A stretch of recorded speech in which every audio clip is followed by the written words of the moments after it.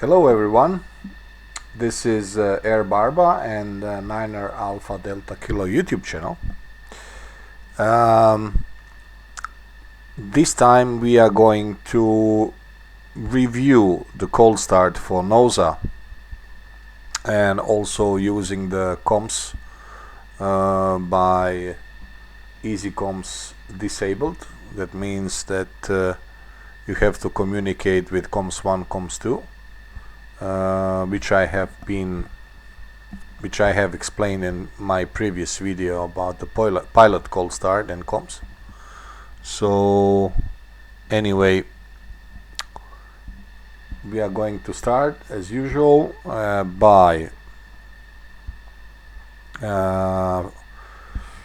giving the battery contact,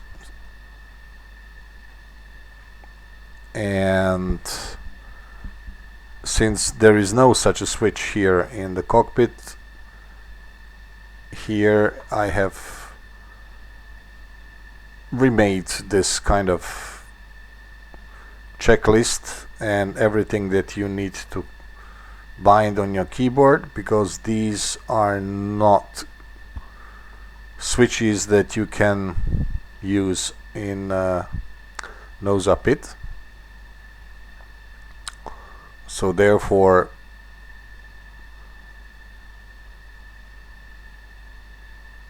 take a look at this, take a screenshot or whatever, and then we will continue with the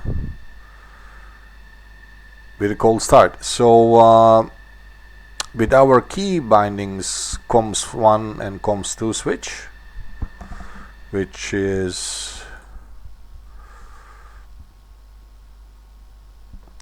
this one and this one too.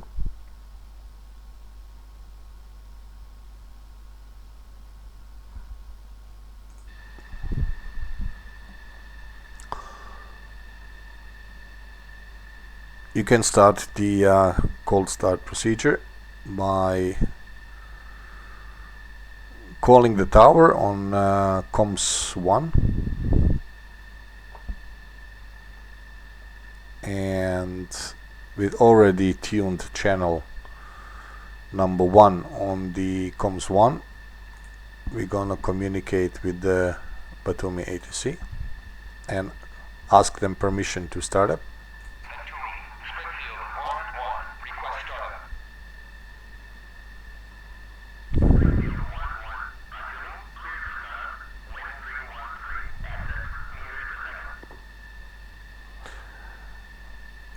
Okay, so now when we have the clearance to start, obviously when you fly in multi-crew with your pilot, so I assume the startup procedure and the whole the checklist would be done by NOSA. So we're gonna ask the ground crew to give us electric power.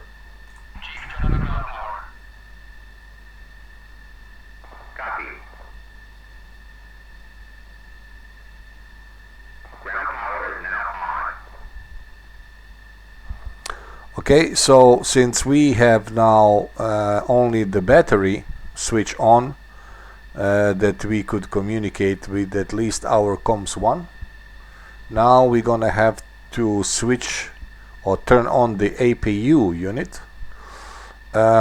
We are not be able to see, like in pilot seat, the switch for cranking left and right engine, and also the little light that will show us that the APU is active.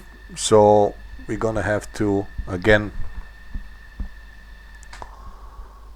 go to adjust control. So apart from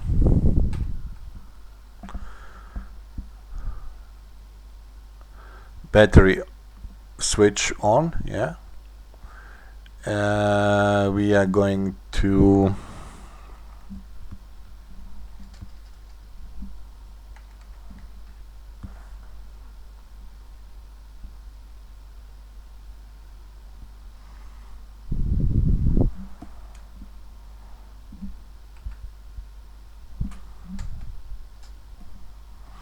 So it's a right shift B in my case.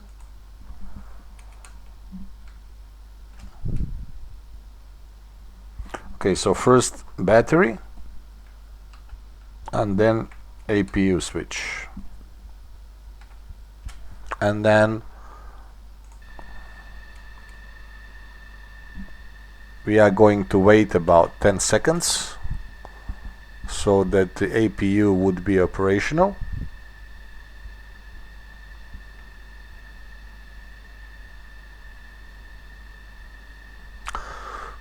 So in this case you can do let's say halfway. You can start the auto start, and in a NOSA seat what's going to happen is once when the right engine is on and all the displays are on, your auto start will be stopped.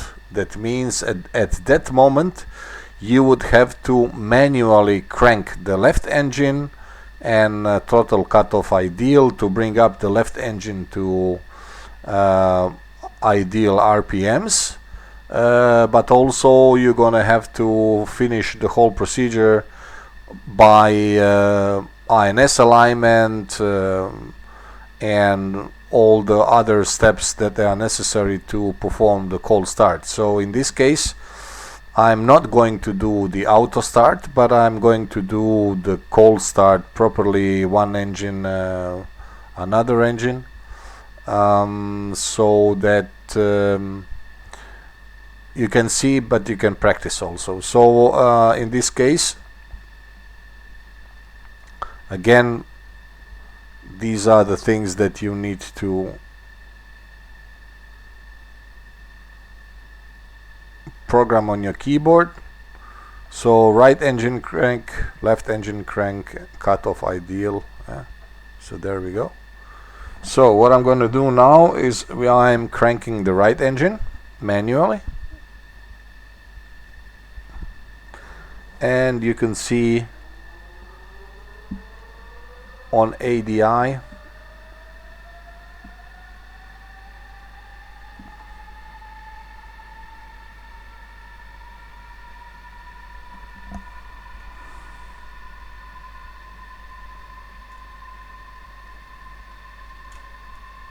throttle cutoff on the right engine,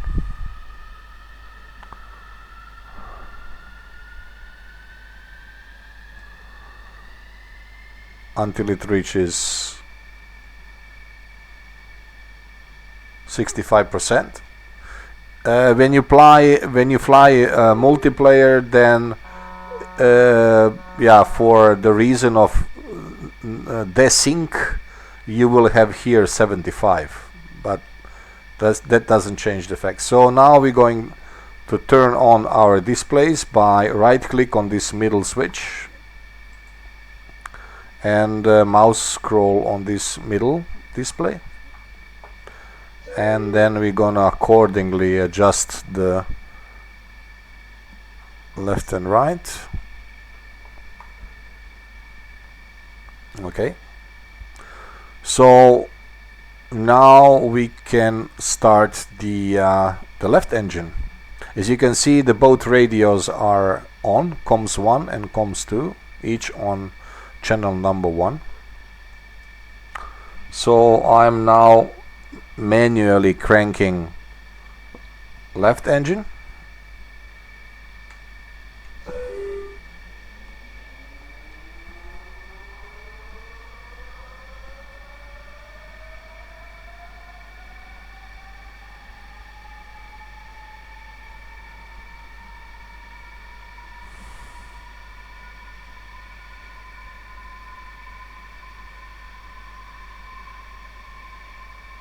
and the throttle ideal on the left engine.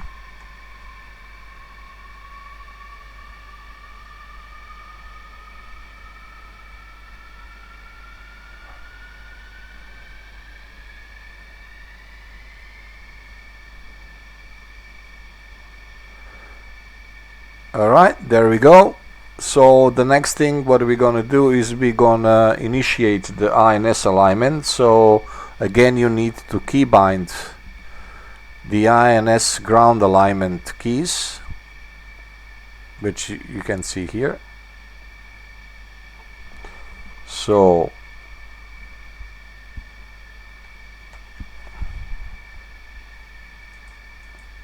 and also check the stored heading box so that our startup procedure does not last more than 2 minutes.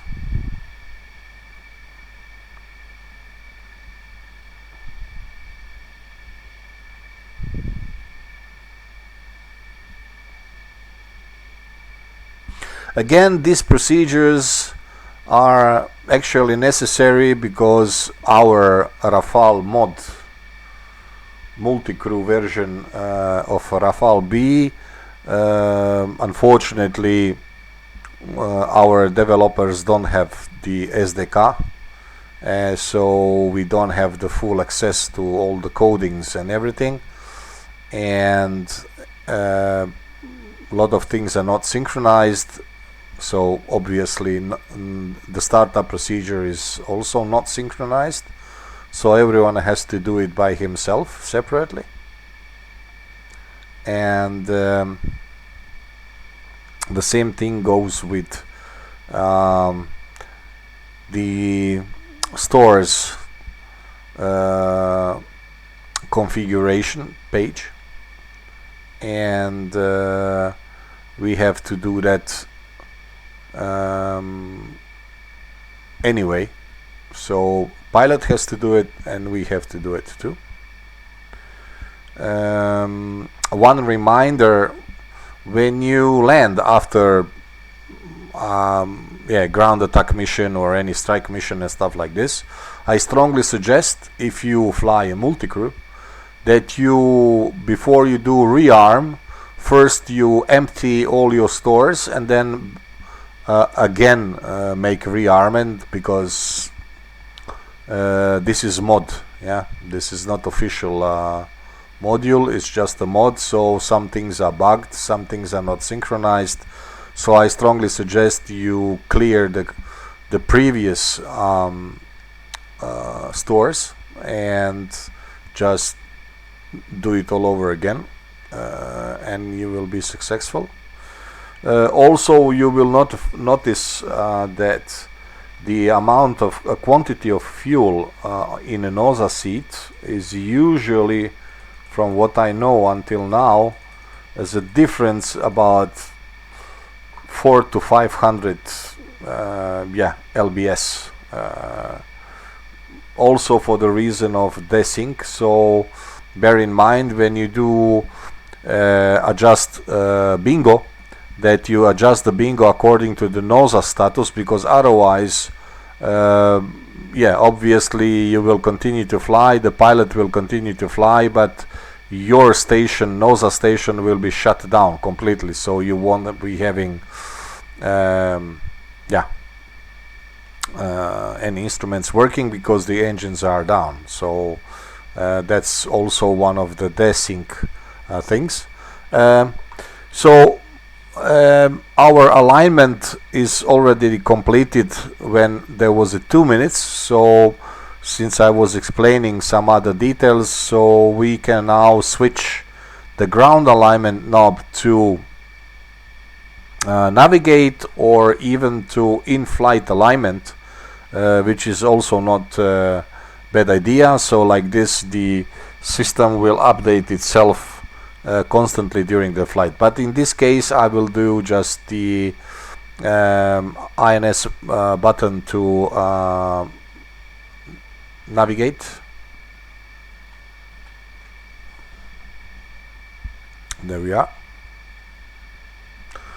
So the next thing is we have to clear all the faults of the FCS and the master caution. So also that you have to key bind. In the pilot seat we have this little button that is functional, but unfortunately in NOSA seat this button is not functional, so you have to obviously do that. So FCS reset, Okay, even for the master caution button, you can't click it in the pit of NOSA. You have to keybind the button for that. Then obviously, yeah, we're going to stop the bit test and configure our RWR by right click on the top of this button and then set it accordingly to standby or whatever is necessary according to your mission. Of course, apart from the pilot, we also have to turn on the data links, IFF,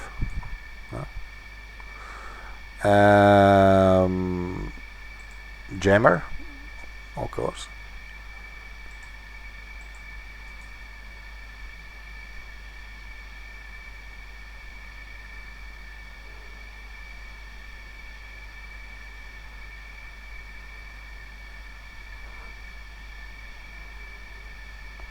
Okay, so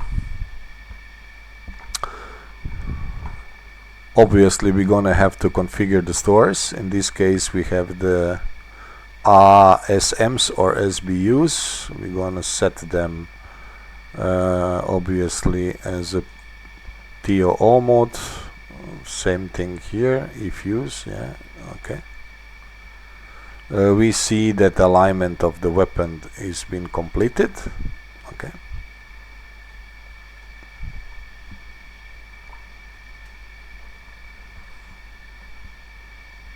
So this means that our NOSA cold start actually is completed. Of course, you would coordinate the completion and the readiness for taxi with the pilot. The one thing that we still have to adjust is our helmet mounted display brightness, and you would have to keybind that too. So our helmet is now, display is working, and our small program for the helmet sun visor, which gives us, you see, a huge difference when we look into the sun. Much better. Perfect. So the purpose of this demonstration was once again to show you the NOSA cold start procedures. Again, you can do it by auto start, and once when your auto start is stopped, then you have to continue manually to crank the left engine, throttle cut off, bring all the systems up and the INS alignment, and that would complete your cold start. Here, since in my last video unfortunately there was my mouse was not visible in the pit, so for that I apologize.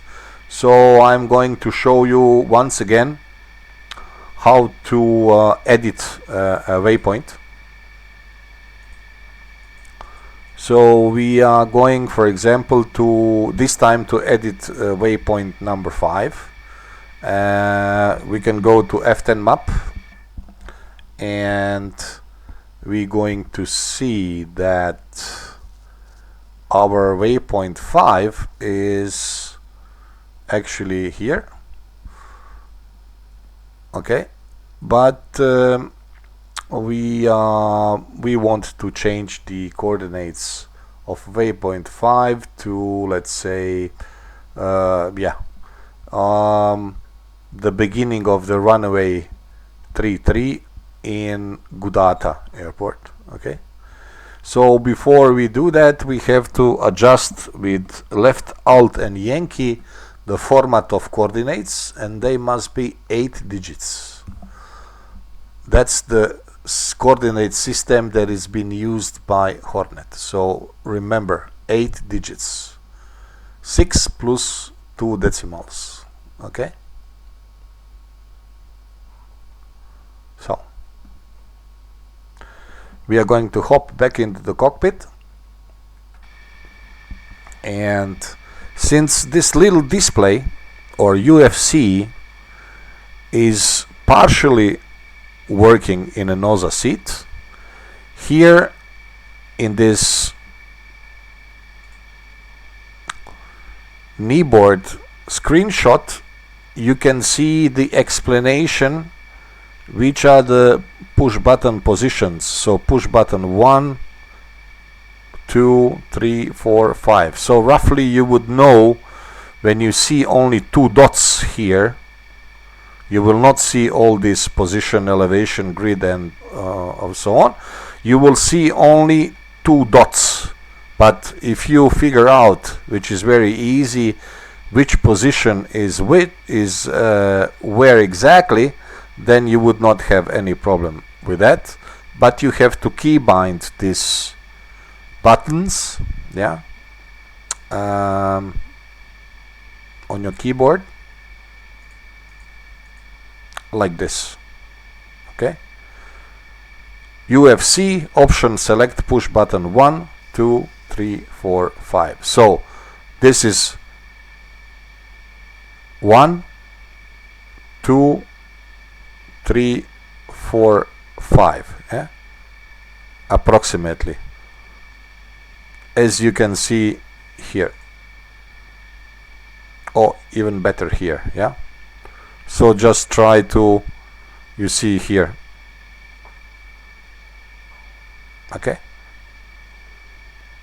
It's not a big deal. A few times of practice and you'll figure out. So the same thing goes with the radios, so without any problem. So what are we going to do now is we are going to first of all change the coordinate system of Hornet into the 8 decimals. Okay, and we are going back to HSI, and now we're going back to data. So here are the coordinates and elevation of our waypoint 5. Okay,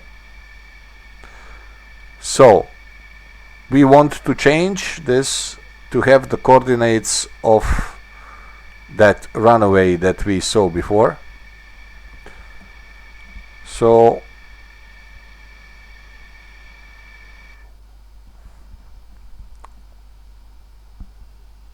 we have Nord 430617.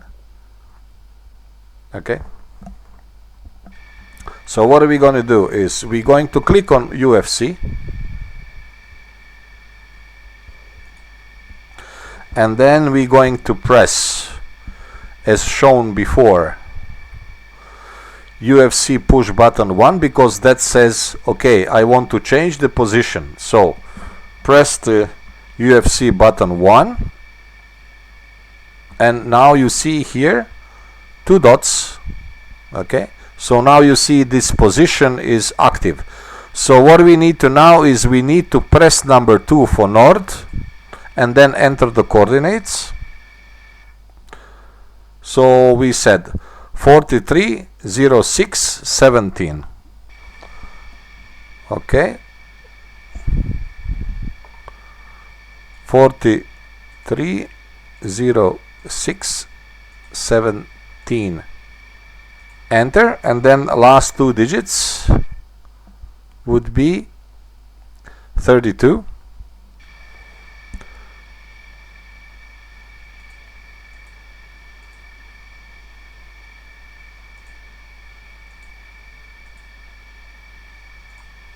All right. So you see our Nord coordinate has been changed. So now we have to enter east, yeah. So for that we have still our active position, so we're gonna press the 6 for east. Okay, and then we are going to see, so 40, 34, 31, 40, 34, 41. Enter. So you can use either your keyboard to press the numbers, or you can press them here. It doesn't change. It works the same. So last two decimals are 64 and elevation is 69. Okay, so 64, enter.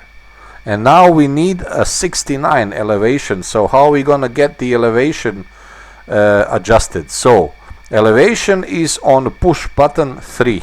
Okay, so you can see here elevation is on push button 3. So what I'm going to do is I'm going to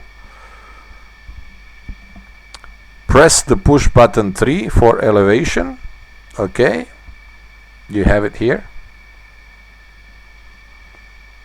And now I am going to push the push button 1 for feet.